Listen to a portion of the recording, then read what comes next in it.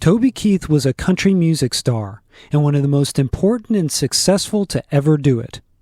In the first decade of the 2000s, there was no country music artist that was more commercially successful than Toby Keith, both as an entertainer and as a businessman. Keith put 20 number one singles on the charts during an 8-year run and had another 7 number twos during the same period. Toby Keith was mainstream country in the aughts. Toby Keith was an American, and perhaps one of the most outspoken, supportive, and high-profile champions of the American ideal and those who were sworn to protect it in flesh and blood than anyone else in public life.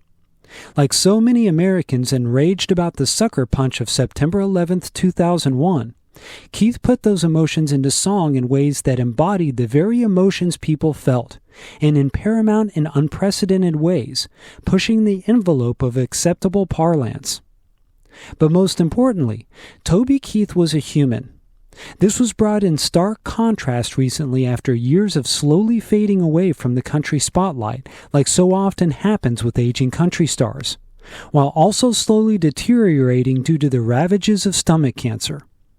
The illness took a man who was once a tower of a person to just a frail, hollowed-out version of his previous boisterous self, putting Toby Keith's humanness on full display for both his supporters and detractors to see in ways that drew sincere concern and empathy across cultural and political divides. Now Toby Keith is gone, and all that is left is a range of emotions that for many might be as strong as the ones people may feel for a close friend or family member, while for others they will be as complex as the man's legacy itself. But like Toby Keith did throughout his career, his death will make you feel something, and strongly, because that's what Toby Keith did. He took the emotions we all feel in the deepest moments of passion and brought them to the surface. Should Have Been a Cowboy was the first single from the Oklahoma native in 1993, and it was a massive one. Now a country music standard that's certified triple platinum, the song announced what would be a career that will eventually land in the Country Music Hall of Fame, and it did it with a traditional country song that helped define the 90s country era. More hits would come in the next 8 years for Mercury Nashville, but the fact that the label put out a greatest hits compilation on Keith in 1998 tells you a lot. At the time, they thought Toby Keith was done. As we would see in the coming years, he was just beginning. 2002's Courtesy of the Red, White, and Blue, The Angry American, written in direct response to 9/11, is what would go on to define the career of Toby Keith, as well as popular country music for the next decade.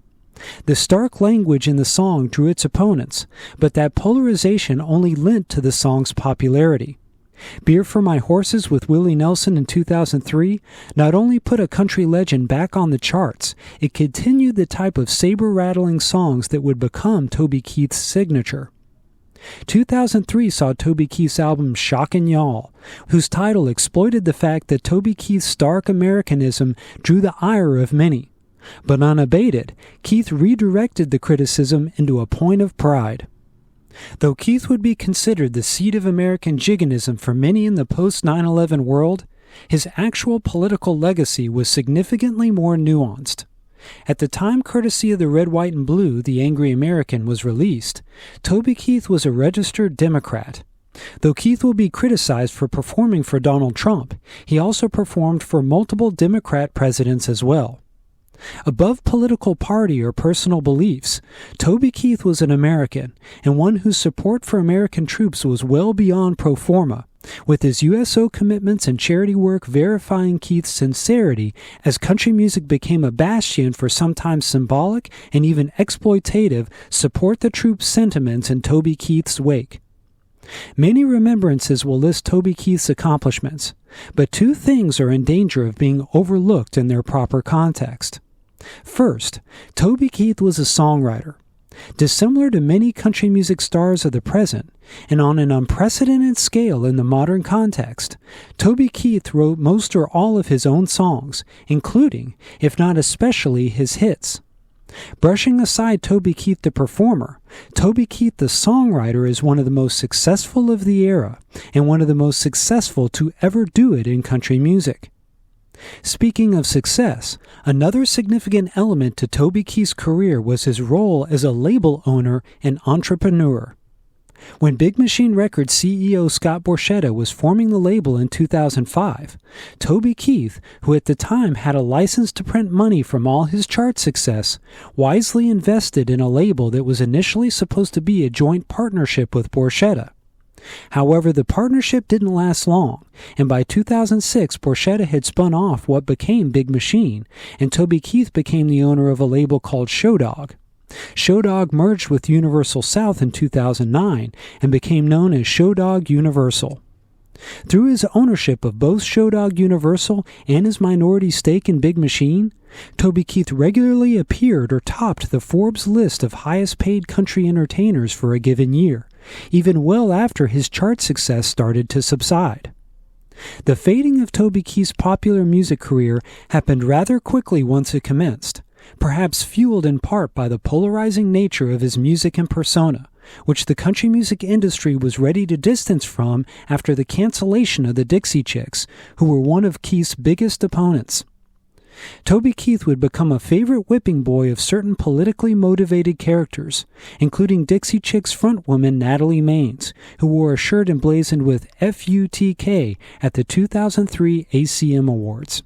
Actor Ethan Hawke once penned an embellished story for Rolling Stone about a confrontation between Keith and Chris Christopherson that both men denied, with Keith supposedly saying to Christopherson, quote, "None of that lefty shit out here tonight, Chris." Keith didn't do himself any favors by trying to hold on to his radio relevancy and releasing his final major song, the triple platinum and silly Red Solo Cup, that even Keith admitted later on was a stupid song. But before Toby Keith would ride off into the sunset, just like Gene and Roy, he'd have a resurgence and a reconciliation with a lot of listeners. 2 days before Clint Eastwood was to start filming on the movie The Mule, which incidentally was 2 days before his 88th birthday, Eastwood was golfing with Toby Keith in a charity golf tournament at Pebble Beach. Keith marveled that the elder Eastwood was still able to get about, let alone work. Eastwood said to Keith, quote, "I just get up every morning and go out, and I don't let the old man in," unquote. Toby Keith knew immediately he had to write a song with that line.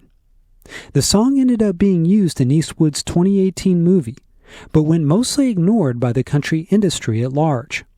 But on an otherwise mediocre People's Choice Country Awards in September of 2023, the then 62-year-old Toby Keith performed the song in the midst of his effort to come back from stomach cancer and being honored during the presentation. He floored the crowd in attendance and watching on television, and "Don't Let the Old Man In" went viral, giving Keith one last hurrah in his legendary career. Toby Keith lived a complex life that saw both adulation on a scale rarely if ever seen for a country star, along with villainization that in passing of a person always seems petty and silly, at least to those with a conscience. Toby Keith will go down as a towering figure in the realm of country music, American culture, and life in the post-9/11 world. How people feel about that legacy will be as complex and diverse as the man and his legacy itself.